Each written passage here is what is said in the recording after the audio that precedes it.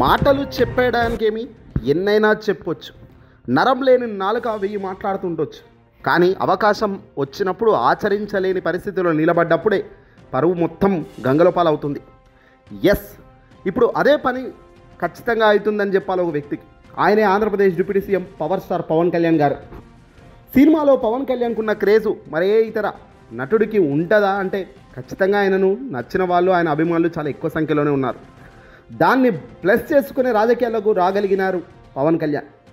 అవకాశం వచ్చినప్పుడు ఆచరణలో కూడా సిద్ధంగా ముందుకెళ్తే గొప్ప రాజకీయ నాయకుడే కాదు, దేశాన్ని ఏలే పరిస్థితి కూడా వస్తుంది ఎవరికైనా. కానీ ఇక్కడ అవకాశం వచ్చినప్పుడు జైజైలు కొడుతూ దండాలు పెడుతూ వంగుతూ ఉంటే మాత్రం ఇదిగో ఇలాగే చీకొడతారు. ఎక్కువ నీతులు మాట్లాడుతూ ఆచరణలో తుస్సుమనిపిస్తున్న పౌర సమాజం నిలదీతకు గురి కావాల్సిన పరిస్థితి వస్తుంది. నేల విడిచి సాము చేయాలి అన్నది పెద్దల ఇందుకే. అధికారం వచ్చింది, డిప్యూటీ సీఎం పదవిలో పవన్ కళ్యాణ్ ఉన్నారు. ప్రతిపక్ష నేతగా అంటే అబ్బో ఆయన డైలాగులు వేరే లెవెల్. కానీ ఇప్పుడు అధికారంలో తాను భాగస్వామి అయితే రామరాజ్యాన్ని స్థాపిస్తానంటూ ఓజులు కొట్టారు కదా. తీరా ఇప్పుడు టైం వచ్చేసరికి అంతకు దారుణమైన విరుద్ధమైన పాలన సాగిస్తుంటే, ఆచరణలో ఫెయిల్ అవుతుంటే నోరు మెదపలేడేంటి. నిజంగా ఇప్పుడు పవన్ ప్రస్తావనలో పెద్ద మచ్చగా మారుతున్న అంశం ఇది. పవన్ కళ్యాణ్ సొంతంగా ఒక నియోజకవర్గం అంటూ ఆయనకు ఏమీ లేదు. వర్మను బతిమలాడి పిఠాపురం తన వైపుకు తిప్పుకొని వర్మ సహాయంతో గెలుపొందిన పవన్ కళ్యాణ్ తాను ప్రాతినిధ్యం వహిస్తున్న పిఠాపురం నియోజకవర్గంలో జరుగుతున్న దందా గురించి నోరు మెదపడం లేదు. అవును, ఇప్పుడు ఇదే విషయాన్ని వర్మ బయటకు వచ్చాడు. సంచలన విషయాలను వెలుగులోకి పెట్టారు. తెలుగుదేశం పార్టీ సీనియర్ నేత, మాజీ ఎమ్మెల్యే అయిన వర్మ తనదైన రీతిలో పవన్ కళ్యాణ్ను ఎండగడుతూనే ఉన్నారు. ఆయన ఎండగడుతున్నారు, తిడుతున్నారు అని అనుకోవడం కన్నా ఆయన హెచ్చరిస్తున్న వాటిని సరిచేసుకుంటే చాలయ్యా మార్కులు గొప్పగా పడతాయి అన్నది కూడా సత్యమే. మల్లివారి తోటలో అక్రమంగా ఇసుక తరలించడాన్ని వర్మ గుర్తించారు. ఆయన అనంతరం మీడియాతో మాట్లాడుతూ రాత్రి కాగానే చాలు పిఠాపురం పోలీసులకు రేచీకటి వస్తుందని కూడా ఆయన కామెంట్ చేశారు. పిఠాపురం పోలీసులకు ప్రత్యేక గ్లాసులు ఏమైనా ఉంటే ఇవ్వండి సార్. ప్రతిరోజు రాత్రి 200 నుంచి 300 లారీల ఇసుక తరలిపోతుందయ్యా.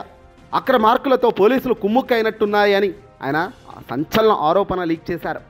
20 రోజులుగా ఇసుక అక్రమ రవాణాపై పోలీసులకు ఫిర్యాదు చేస్తున్నప్పటికీ వాళ్ళు ఏమాత్రం పట్టించుకోవడమే లేదని ఆయన వాపోయారు. మామూలు మత్తులో పడి ఇసుక అక్రమ రవాణాను ప్రోత్సహిస్తున్నారని ఆయన విమర్శించారు. పిఠాపురంలో జనసేనదే పెత్తనం. ఇక్కడ తెలుగుదేశం పార్టీ ప్రతిపక్షం కంటే అధ్వాన పరిస్థితిలో ఉందని ఆయన అన్నారు. తెలుగుదేశం పార్టీకి సంబంధించిన వర్మ ఈ కామెంట్ చేయడం పెద్ద దుమారం రేగుతోంది.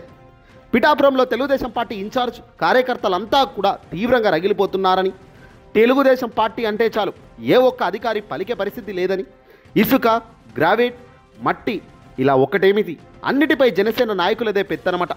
తెలుగుదేశం పార్టీ నాయకులు కార్యకర్తల కన్నా దారుణమైన పరిస్థితుల్లో పెట్టారు. ఈ నేపథ్యంలో ఇసుక అక్రమ రవాణా జరుగుతున్న ప్రాంతాన్ని వర్మ పరిశీలించి పోలీసులపై విమర్శలు గుప్పించడం ద్వారా వాళ్లపై ఒత్తిడి తెస్తున్నారు. మరి ఇదంతా పవన్కి తెలియదా? గొప్ప గొప్ప డైలాగులు కొట్టయ్యా అంటే గొప్పగా కొట్టే పవన్ కళ్యాణ్కు సొంత నియోజకవర్గంలో జరుగుతున్న దారుణమైన ఘట్టం ఇది. మరి ఇవి చాలా గొప్పగా ప్రోత్సహిస్తారా పవన్? నిజంగా పవన్ కళ్యాణ్ ఏ స్థాయిలో ఇదంతా చేస్తున్నాడో ఇట్టే గుర్తుపట్టవచ్చు. పై వ్యక్తుల స్థాయి నుంచే ఇదంతా జరుగుతుంది అన్నదానికి ఇంతకన్నా నిదాహరణ ఇంకోటి అవసరం లేదు. పవన్ కళ్యాణ్ తన సొంత లాభాల కోసమో లేదంటే పెట్టిన పెట్టుబడి రప్పించుకోవడానికో చేస్తున్నాడో ఈ పని తెలియదు. కానీ అధికారాన్ని వాడుకొని మాత్రం దారుణమైన పరాజయంకే రాబోయే కాలంలో ఇవన్నీ కూడా వెళ్తాయి. జనసేన నాయకులు ఆదాయ వనరుల్ని ఆయన అడ్డుకోవాలని వర్మ అనుకుంటున్నారని, ఇదే సందర్భంలో సొంత నియోజకవర్గంలో ఇసుక రవాణా యథేచ్ఛగా సాగుతున్నా కళ్ళు మూసుకుపోతున్నావా పవన్ కళ్యాణ్కు తెలియదా? ఇవన్నీ పవన్కు తెలిసిందే, పవన్ కనసాగనలో జరుగుతుంది. కానీ ఎప్పుడు ఎక్కడ ఏం చేయాలో అది చేసుకుంటూ పోతున్నాడు. గొప్పగా డైలాగులు కొట్టే ఎవరు కూడా ఇప్పుడు కొట్టరు, ఎందుకంటే అధికారం ఉంది కదా. కేవలం ప్రతిపక్షంలో ఉన్నప్పుడే నిజాయితీగా వర్చువల్గా మాట్లాడుతుంటారు. ఆ వర్చువాలిటీ, ఆ రియాలిటీ మొత్తం అధికారం రాగానే పోతుంది. ఇది రాజకీయ నాయకులు సర్వసాధారణంగా చేస్తున్న ఒక పెద్ద ప్రక్రియ. అల్టిమేట్గా కోల్పోయేది ప్రజానికమే. అల్టిమేట్గా బతుకులు మారంది ప్రజలదే.